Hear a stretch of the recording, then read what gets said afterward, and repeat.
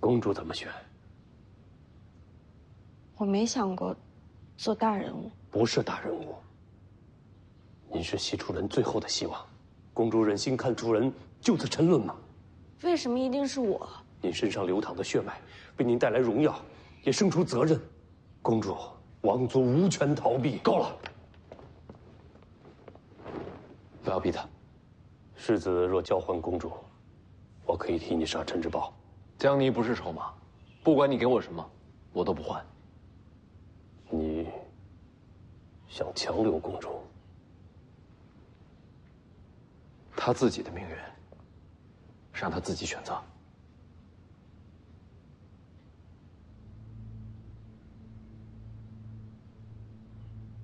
你想过回家吗？做梦都想。楚国亡了，我们这些人就像浮萍断了根系，从此无依无靠，再也寻不到归处，也寻不到去路。若能与楚人重聚，家乡也就不远了。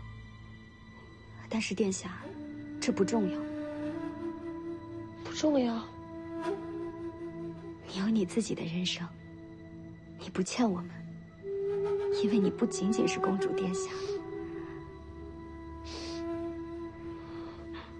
你还是我的朋友。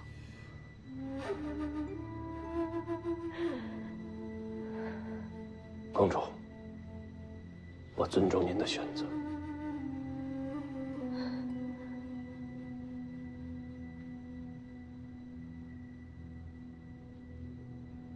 我和你走。江离，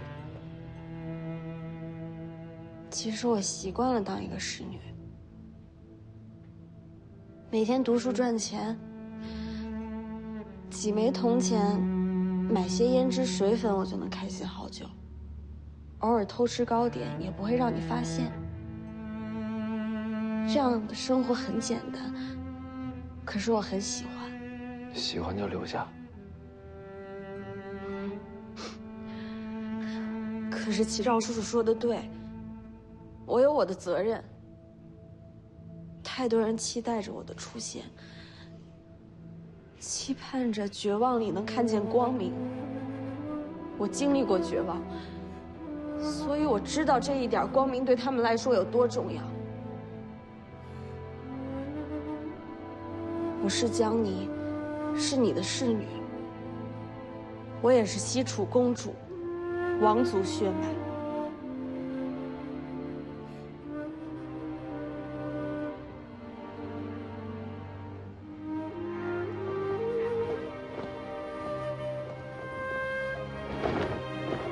罪臣曹长青，民女于右威，拜见公主殿下。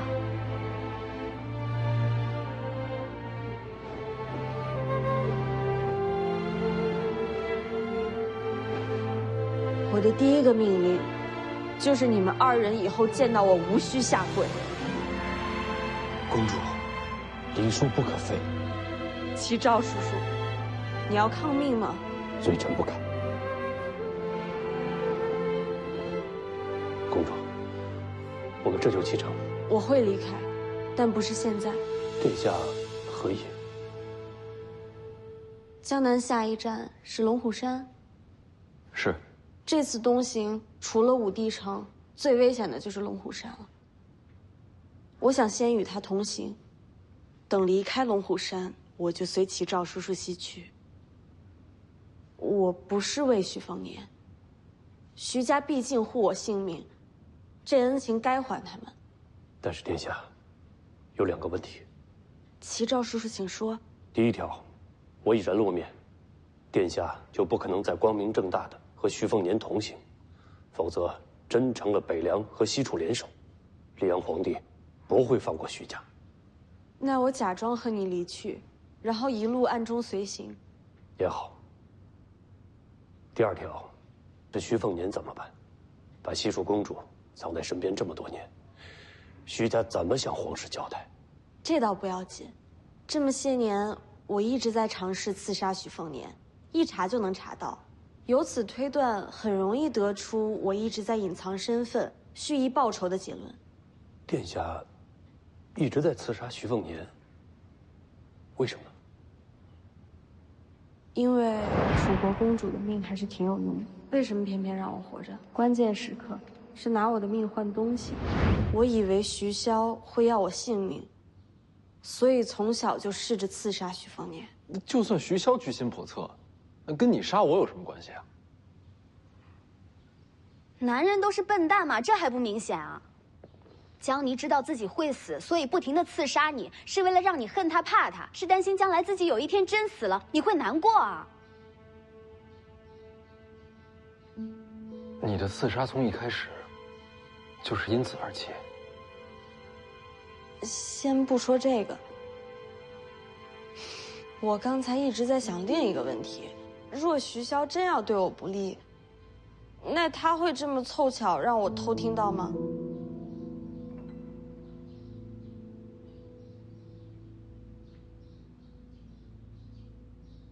我觉得不会。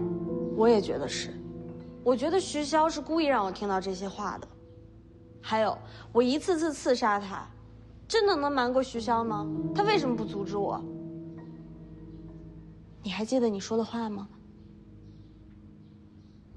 徐骁常说，为达目的不惜代价。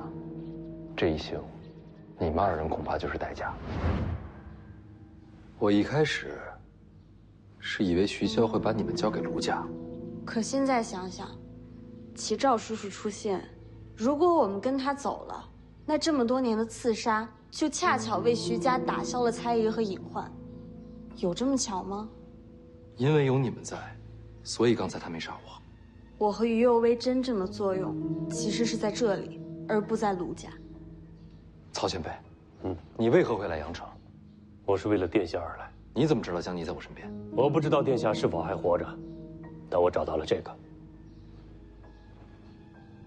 神符。对，神符是西楚重宝，我在路边的商贩手里发现了它，于是顺着线索，一路找到这里。神符不是在您手里吗？被人借走了。谁借的？王爷想借前辈一样东西。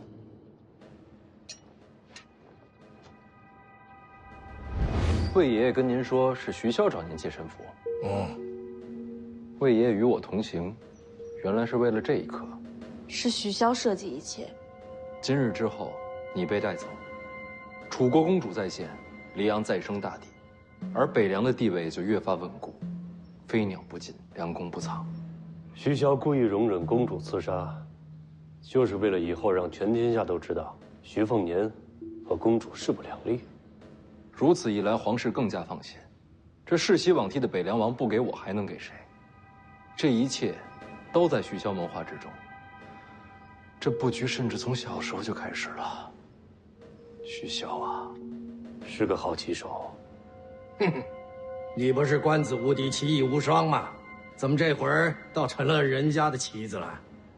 西楚覆灭，上一盘棋已经走到绝路。从那以后，我就没有再做过棋手。如今寻回公主殿下，重新开局，且看我与天下英雄失手。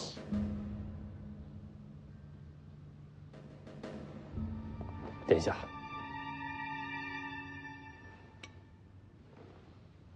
该走了，先造成您被我带走的假象。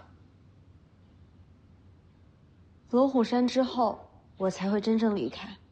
就这么走了，有点假。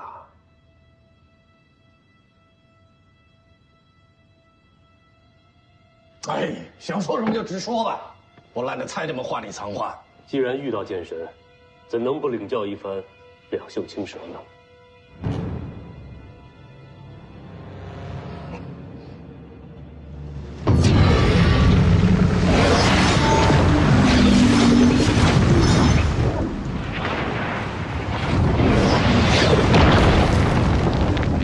两袖青蛇，动手了。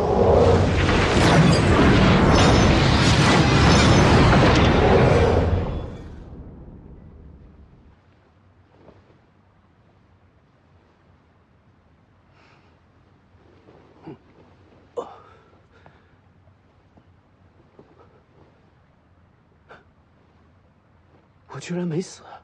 曹长青呢？曹长青认出江离是楚国公主，勃然大怒，对凤年动手了。幸好李前辈及时赶到，与曹长青交手一招，谁胜谁败？平分秋色。曹长青把江离和于有为带走了，李前辈护住了凤年，不曾追赶。果然是楚国公主，可惜没看见曹长青和剑神交手。世子人呢？就在院里。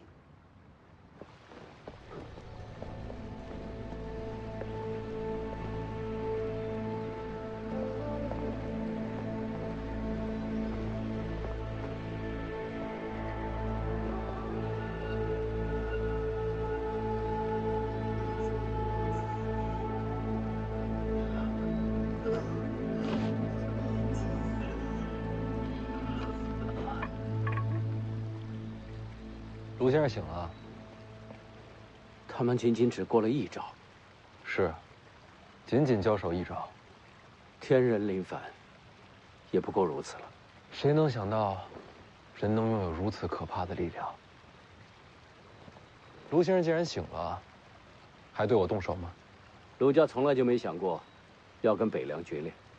今日之事，说到底，都是他的怨恨所致。一切都推给他，总要有人承受怒火。我没有怒火，他恨我是理所应当，算不上死罪。世子宽仁，让人钦佩。我姐选择留下。如果卢家不想和北凉决裂，请善待他。世子放心，我最后送你一程。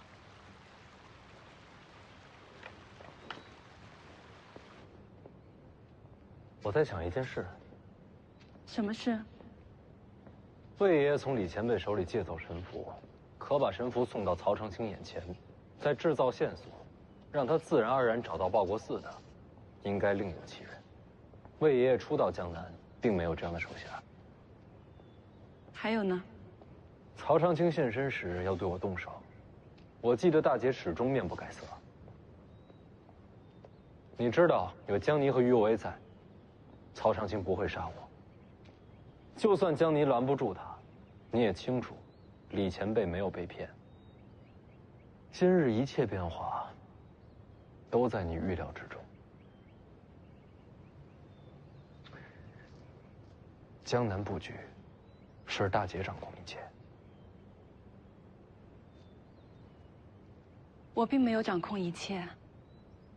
女刺客对你下手，就不在我预料之中。当时真的把我吓坏了。你知道江离是徐骁的戏子，是要送还给曹长青的。我知道。可你一直没告诉我。这些年，我一直看着江离和你。我和你二姐相继离开北凉。从某种角度来说，是江离陪你走到了今天。凤年，相信大姐。只有这样，你和江离的未来才有一线希望。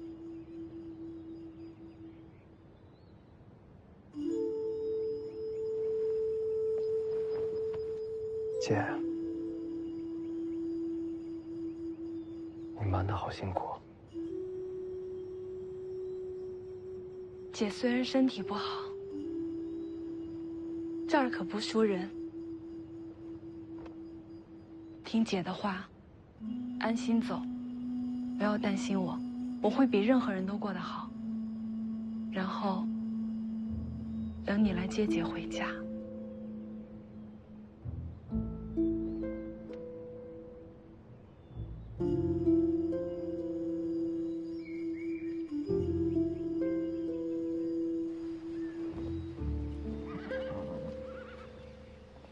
魏爷爷好手段，只是领命行事，世子恕罪。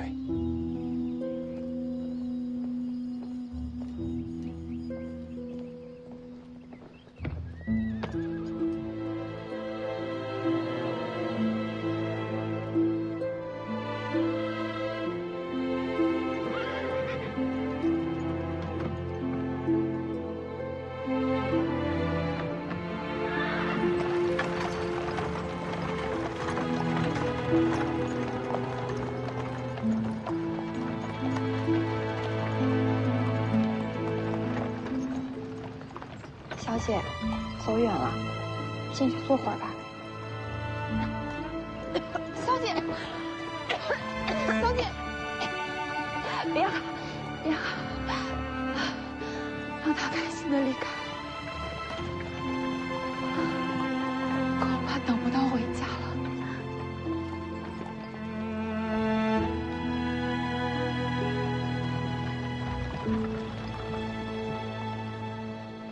齐赵叔叔刚刚出手，今日探听虚实的人必定不少。等过了今夜之后，我再偷偷回到车队里。殿下有没有想过，徐骁是故意把你留在徐凤年身边？你和徐凤年从小到大的羁绊，还能真吗？可人心不会假，就让我陪他走完龙虎山这一程吧。殿下，如果徐凤年在龙虎山遇险，救还是不救？为什么不救？如果我出手救他，就等于告诉全天下，徐家和西楚并非仇敌。到那个时候，徐凤年可就没有退路了。曹先生武功高，棋艺高，学问也高，就是对这女人嘛，不太了解。何出此言？徐凤年没有退路才好啊，到时候殿下就能把她一起带回西楚啦。齐赵叔叔，我想吃猫。你不要这么残忍吧？还乱说话吗？我说的都是实话。你以后说话小心点，不然你家猫后果可不好说。偷偷说两句行不行？最好别让我听见。喂，你等等我。喂。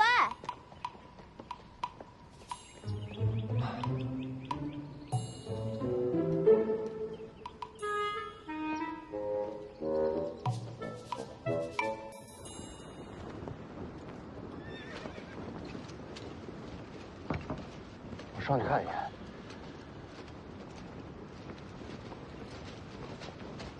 行了行了，我知道了，不能让人刺杀这小子。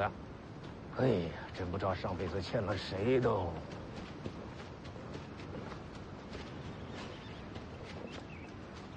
江离不在，世子沉默许多。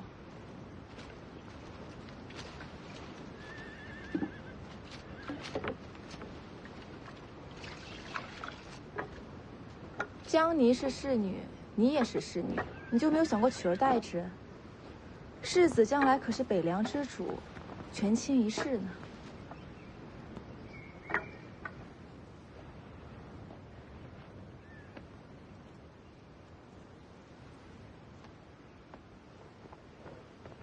哎呀，为了躲避官府耳目，江离今晚不会回来了。我知道。你真打算放他走啊？我又打不过曹长青。你若想留他，我来对付曹青衣。那丫头资质超凡，适合传我一波。那前辈可以到西蜀去收徒。你真不想留他？想啊。但江离不只是我的侍女，她有她自己想走的路。我不能把每个人都死拉在自己身边不放，这对他们不公平。蠢货！啊？十足蠢货！我吗？难道是我哎？反正我也打不过前辈，前辈说什么就是什么。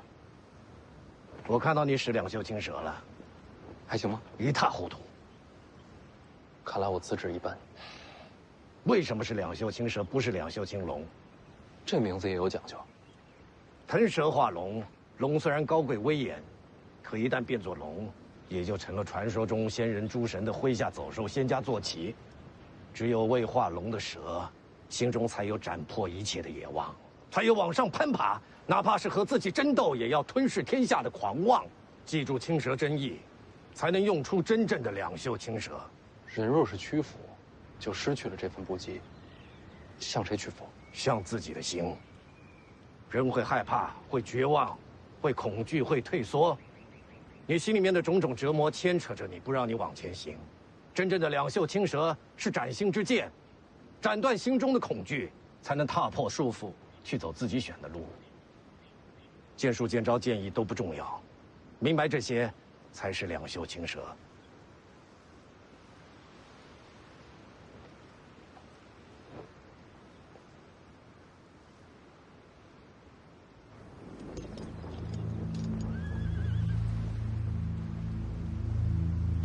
要想让人被我的功法所控制，最重要的就是乱其心神。这巫术在徐凤年心中弥足正对，通过图形影响人的内心情绪。这图中的天龙会占据他心底的依靠。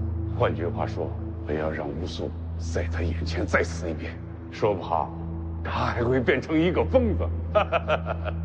一个废了的徐凤年，成为北凉下一代主人，这对皇族来说不是最好的结果。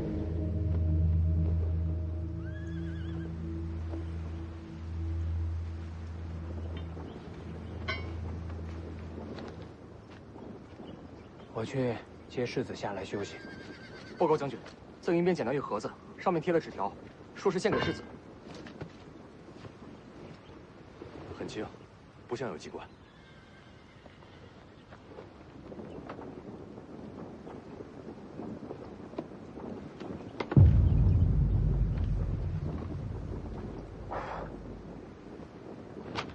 怎么了？是王妃京城玉符那一夜的消息。不是这么多年一直都没有查到蛛丝马迹吗？必须先让世子过目。你守住营地，别让任何人接近。好。加强戒备。是。别担心了，那册子上没下毒，既没机关又没下毒，一本册子还能害得了人吗？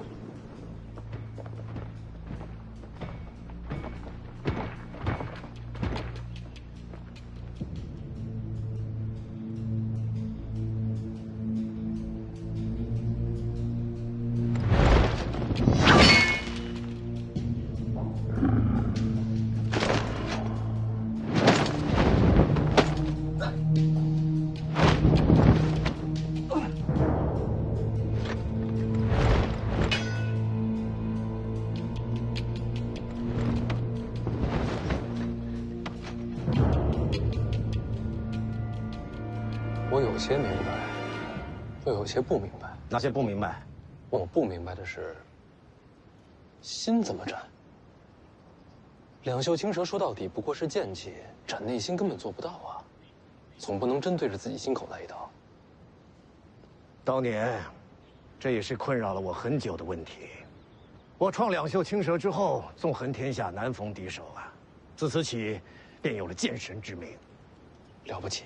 可我心底始终焦躁困扰，苦苦挣扎，难寻出路啊！为什么？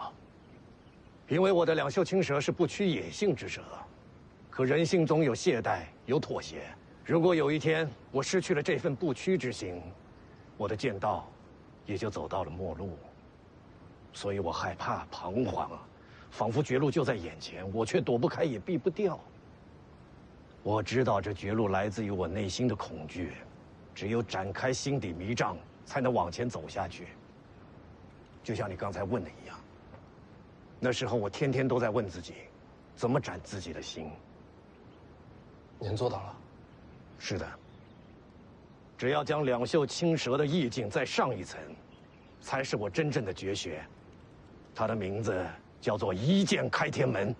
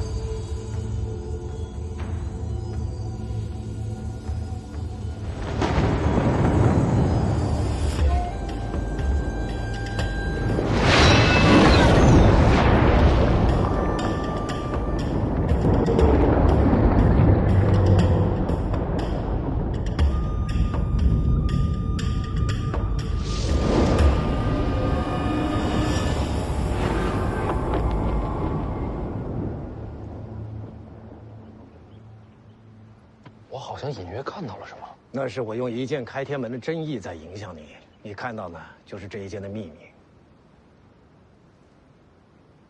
你能让我看到幻觉？武功走到极致，从身到心，从改变现实到影响精神，都是理所当然的。所以啊，有些高手光站在那就让你恐惧退缩，本质原因就是因为他的精神压倒了你。哎，先不说这些，你在恍惚中看到了些什么？看到一剑展开天地，我有些不太明白。什么是天命？天命者，天道所赋之正理也。何为天人之道？君子当为天命，不为敬天，即央来至暗，潜而无形。所以啊，古人说要顺应天道，顺者吉，逆者凶。天道覆盖众生，人伏于天穹之下，渴望成就天人，而天门便是诸生成天人之路。过天门者，则可凌驾众生。哼，可我偏偏不服。不服什么？不服天道能定人生，不服命运无法抗争，不服人无法胜天，不服天人便是仙神。我有我手中剑，展开天门。我李传刚终此一生就是一个人，探索天道却不臣服，寻自身路不为天人。就算古今神魔皆临凡尘，我李传刚皆以一剑斩之。现在你明白什么是一剑开天门了吧？斩去天命，斩去枷锁。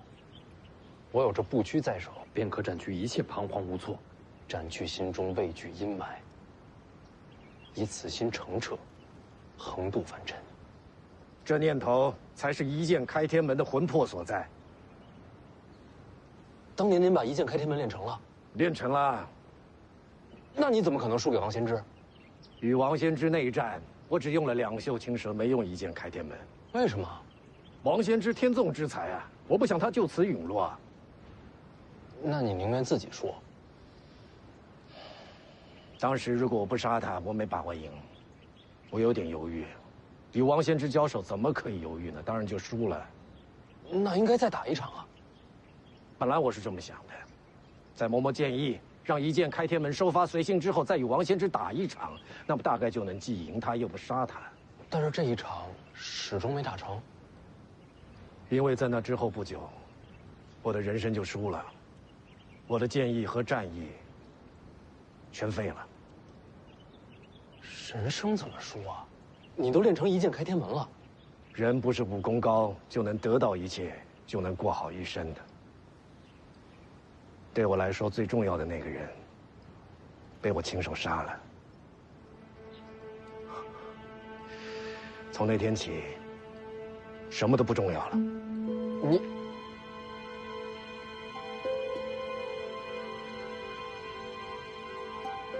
不管怎么说，都过去了。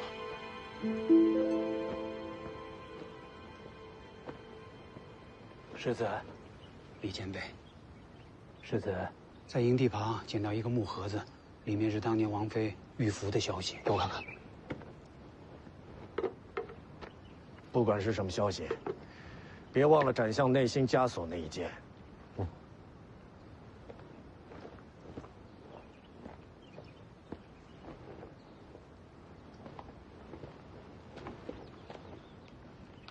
斩向内心一剑，一剑开天门，那不是传说中李前辈的最终剑术吗？他传给你了？那不是剑术，是真意。嗯？真意？王仙芝那一晚也出现在京城，难不成是他对我娘出手？这盒子来路不明，未必是真的。你说这纸上画的是什么？好像是随意涂写的痕迹。倒是不影响正文，先不管它。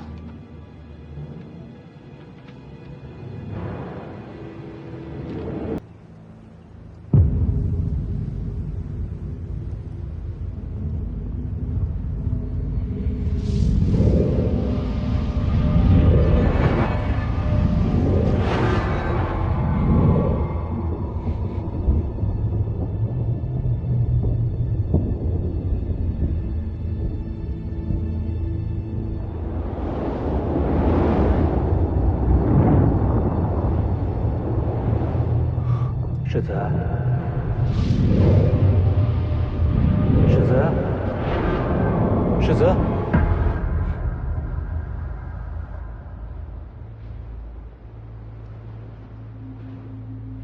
您没事吧？没事，我就是刚才恍惚了一下。哦，你觉得这幅画什么意思？这画和这文字并没有什么关系啊。你看这幅画的时候，有没有什么特别的感觉？就是一幅普通的画。没什么，先往下看吧。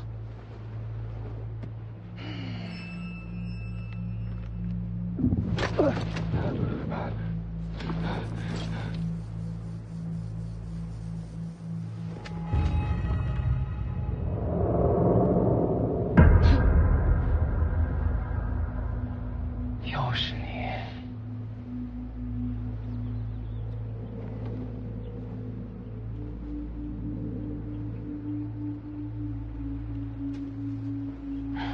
那木盒子，你给他的？我若回答你，你让我上去吗？上来杀他？不然我费这么大的力做什么？不行。阳城人多眼杂，我不和你出手，但在这儿可不一样。我最后劝你一遍，我们可以合作杀徐凤年。哦。不好。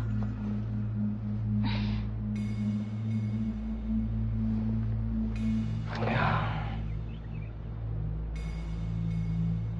做人要讲道理啊！从内容上看，这里收集了不少证人证词。那一晚，王先之确实在京城。证词未必是真的。这里边提到的人大多还活着，想询问一下真假并不难。我觉得，他说的是真的。就算王先之当时在京城，也未必是他出手。说实话，王妃当时虽然剑法神通，可王先之真要出手，他不可能活出京城。但至少说明王先之跟此事有关。这个木盒的突然出现，应该就是让你这么想。我明白。我这一行就是要去武帝城，到时候我看了这个心绪大乱，到时候直接对王先之出手，这借刀杀人的把戏就得逞了。世子，世子明白就好。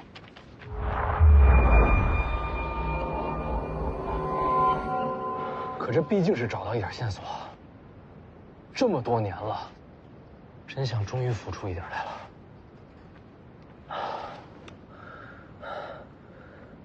我保护黄满儿，保护大姐二姐，就是因为我答应我娘，我要替她守住这个家。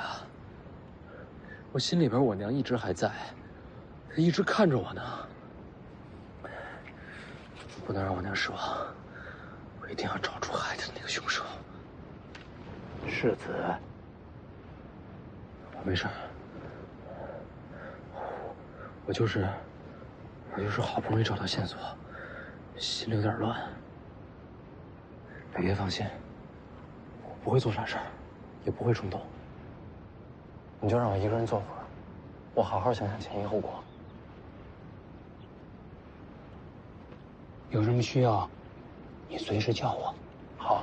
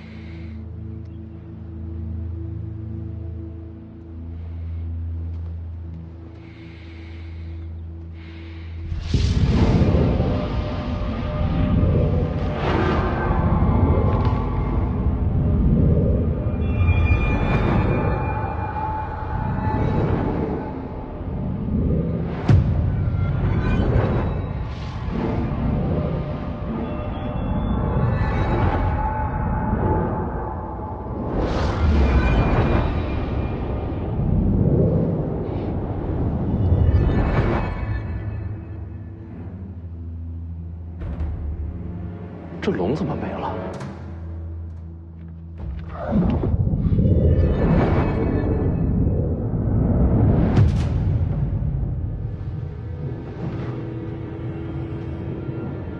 李前辈，魏爷爷。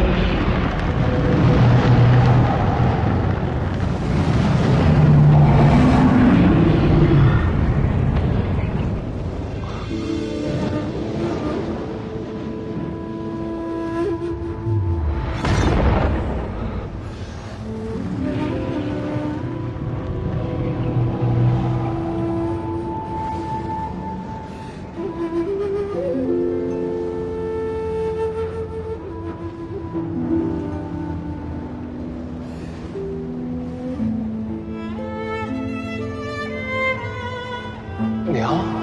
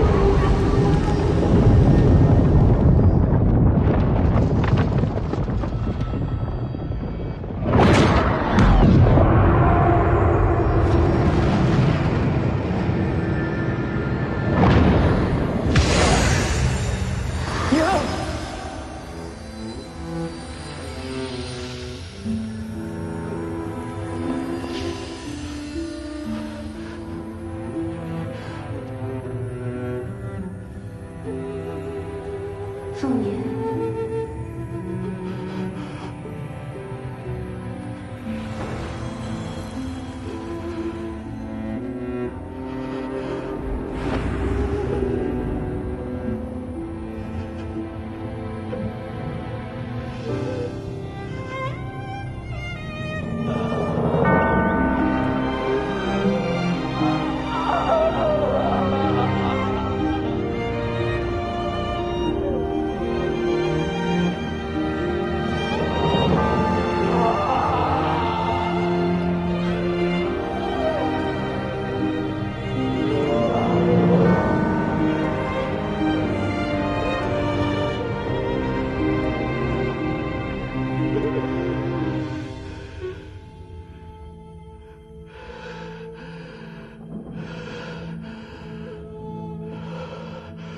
破天门者，则可凌驾众生。可我偏偏不服，不服天道能定人生，不服命运无法抗争，不服人无法胜天，不服天人便是仙神。我有我手中剑展开天门，就算古今神魔皆临凡尘，我李淳罡皆以一剑斩之，斩去天命，斩去枷锁。我有这不屈在手，便可斩去一切彷徨无措，斩去心中畏惧阴霾。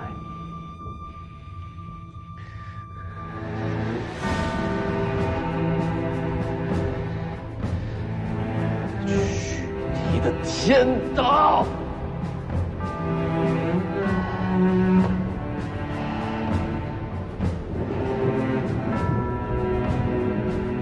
我有一刀，可斩天龙。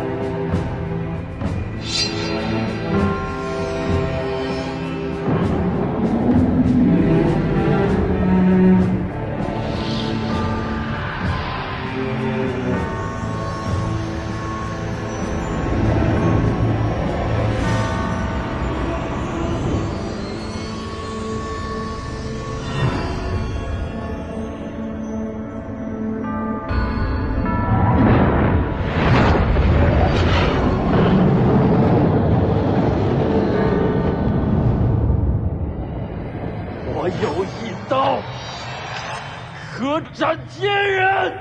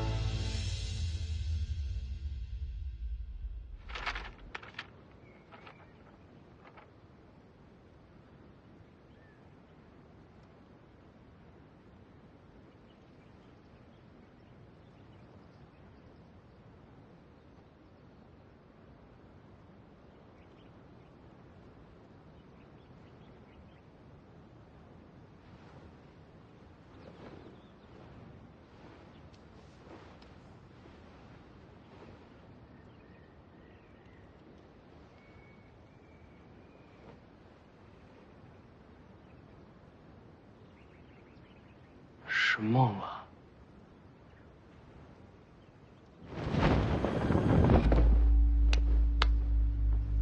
没想到吧？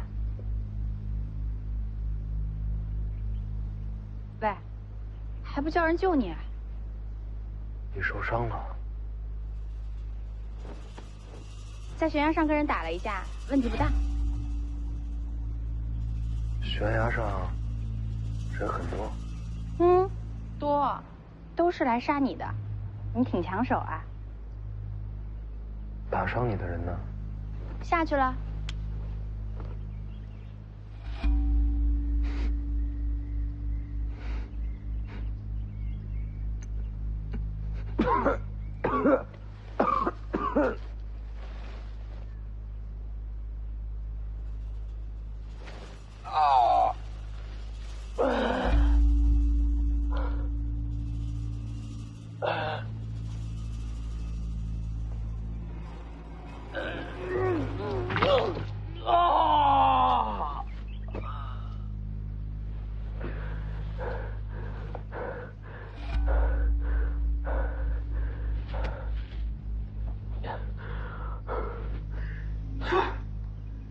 最麻烦的就是遇上疯子。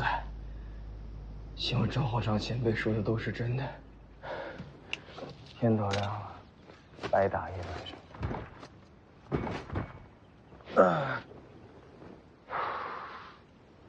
走，吃早饭去。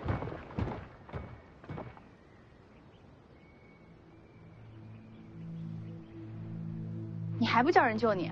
我真杀你了！太阳要出来了。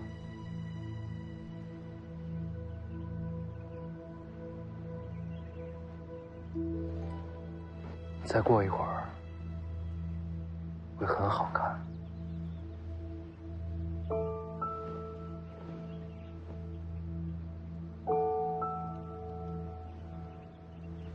要不我们一起赏个景，再搏命吧？行啊。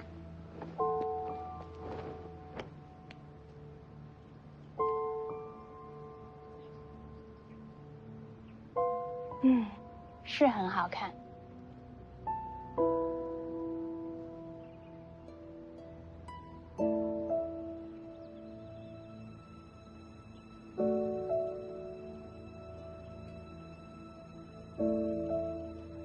你怎么哭了？我梦见我娘了。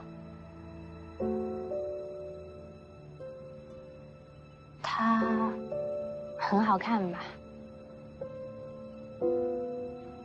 你这么好看，你娘一定也好看。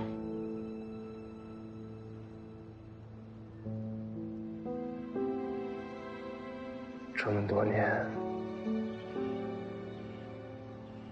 其实我一直不相信她已经走了。我一直觉得她活在我心里。其实是我在骗我自己。为什么这么说？他在梦里跟我告别了，他走了，早就走了。只是我到现在才承认这一点。你在梦里跟他告别了吗？没来得及。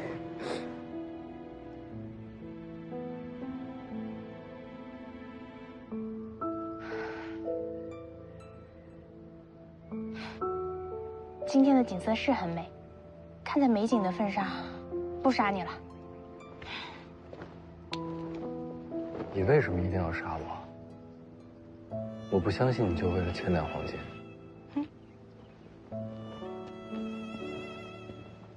再见。来得及的。你说什么？说再见啊！只要你说出口，想听的人就一定会听见。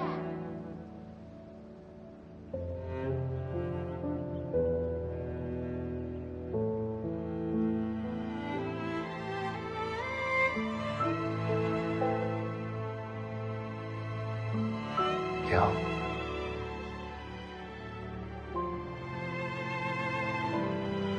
走啊！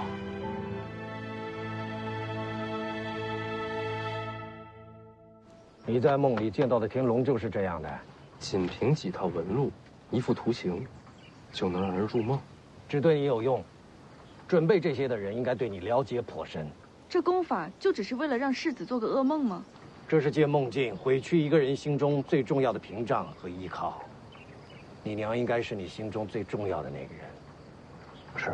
这是想从心灵上给你打击，让你崩溃绝望。你怎么扛过来的？我把他们斩了。要不是前辈告诉我一剑开天门，我恐怕斩不出这一刀。不是每个人都能斩出这一刀的。扛过这一关，以后这类型的功法将无法再影响你了。可是，这个东西到底是谁送过来的呢？不管是谁送的，他还会再来。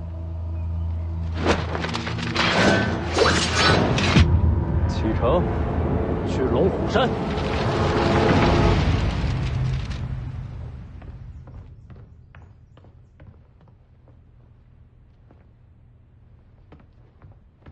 陛下召你进宫。哎呦，陛下召你进宫。我再睡会儿。哎呦，哎呦，哎呀，他这时候召我进什么宫啊？扬州急报，你儿子在阳城遇到曹长青了。天下前三。你儿子的侍女是西楚公主，这事儿你知道吧？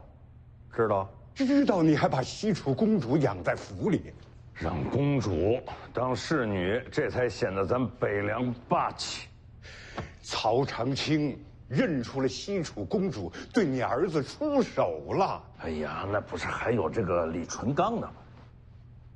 李淳罡和曹长青交手一招，未分胜负。临走的时候传下话，要重回蜀地。你家那侍女将是女王，让女王当侍女，这回她威风大了。还威风呢。从各方面查证来看，那个叫江泥的从小就尝试要刺杀徐凤年，看来仇深似海呀。哎，我儿子呀，命里有桃花劫，女人都恨他。你想明白了没有？新一代楚国女王要杀徐凤年。哎呀，这回我终于可以睡一个踏实觉喽。哎呀，你还真睡啊！徐骁，哎呦，别嚷嚷，来来，一块跟我个儿躺会儿啊！哎呦，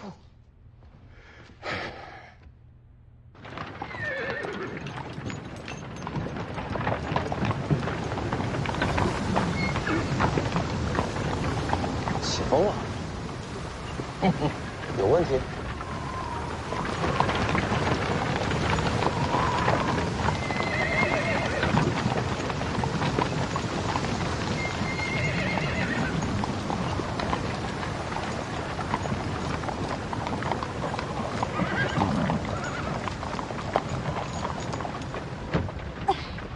江泥，小声些。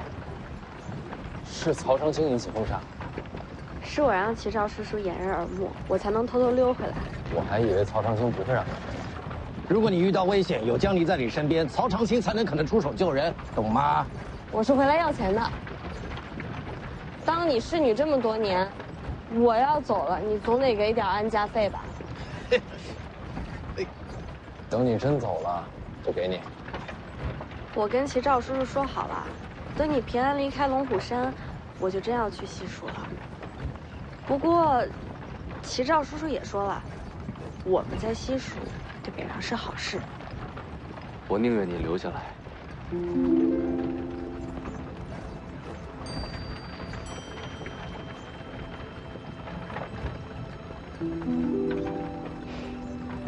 留下来被你使唤吗？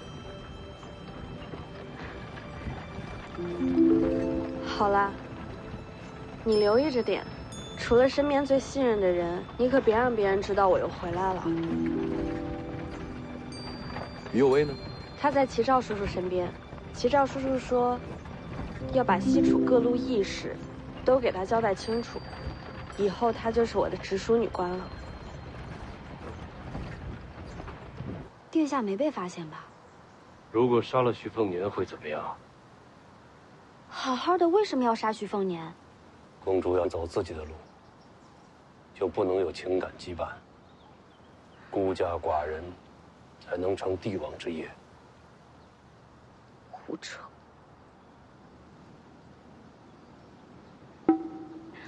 我说错话了，我不是这个意思。我知道了，那就不杀徐凤年。有李淳罡在，杀不了。